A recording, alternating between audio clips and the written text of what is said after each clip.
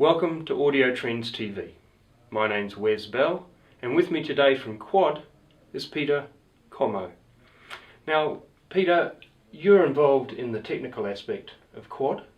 Yes, I do all the loudspeaker design and also help with the golden ear aspect of fine-tuning all the products. Very important part of things, of course. It's not all just about specifications, is it? Absolutely not, no. Fantastic. Look, we're here today mainly to talk about Quad, so I was just wondering if you could perhaps run us through some of the early developments with Quad, when it was started, who started it, where it was started, in fact. Yeah, well, Peter Walker played in a dance band, actually. Is that right? He realised, this was in the 1930s, yes. And of course he realised that people playing in dance bands needed amplification. Mm-hmm. Mm-hmm. So his earliest products were Pro products, designed for use in dance bands, amplifiers, and of course loudspeakers, valves, and of course valves. Yes. In those days, Yes. they were the only amplifying devices. Yes, yeah. indeed. So valve amplifiers, big loudspeakers. Mm-hmm. And then hi-fi in the home, I mean, it wasn't sort of hi-fi as such then. Mm-hmm. It was Mm-hmm. music replay in the home was growing, and it was growing fast. Yes. Principally replay from radio, but also from gramophone. And he thought, well, I've got valve amplifiers, you know, Mm-hmm. I can make domestic valve amplifiers as well to fit in with Fantastic. this. Yes. So that became his first amplifier. Which he called, because he was producing quality amplifiers, and Yes. they were amplifiers for the domestic market. Yes. So he called them Quality Unit Amplifier Domestic. Quad. Quad. Fantastic. Yeah. So that was in 1936. And he'd moved out of London by that stage, Mm-hmm. and found premises in Huntingdon in Cambridgeshire, Yes. which is still the home of Quad Still today. continue to Yeah. to the present. Fantastic.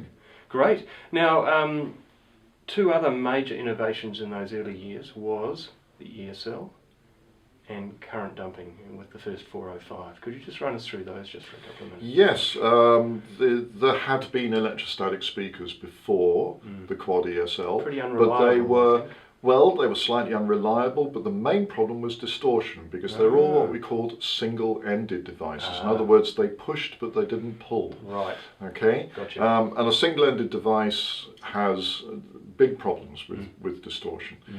So they've mainly been used in tweeters where the displacement of the diaphragm wasn't that great, so the Right. distortion could be kept under control. Yes, I understand. And what Peter Walker was interested in was developing the electrostatic. He could see the potential Into of a having full range speaker. yeah, he could see the potential of having a diaphragm which was driven by the music signal, and that was so light that it could transmit transient information, musical information accurately. So he wanted to do it full range. And he sat down together with Peter Baxendale, very clever engineer, and worked out the mathematics of it before they ever started making them. And in fact, he made huge number of prototypes of all different forms Yes. before he came out with the Yes. SL57. But the 57 set the world alight. Nobody had ever heard anything so accurate, so clean, so coloration free before. Yes. I used to own a pair when I was very young in my bedroom. Yeah. Not the ideal spot for them, but I loved them. I absolutely adored them. And then he thought of a unique way to make transistor amplifiers. Yes, actually the first one, which you didn't mention, was the 303. Yes. This was in the early days of transistor amplifiers, when people were still, aficionados, audiophiles, were still using valve amplifiers because they didn't like the sound of transistors. And he worked out a circuit which is called the output triple, which was a self-correcting output stage that made the best use of transistors, and actually got an amplifier, the 303, which sounded good, and that changed things for audio.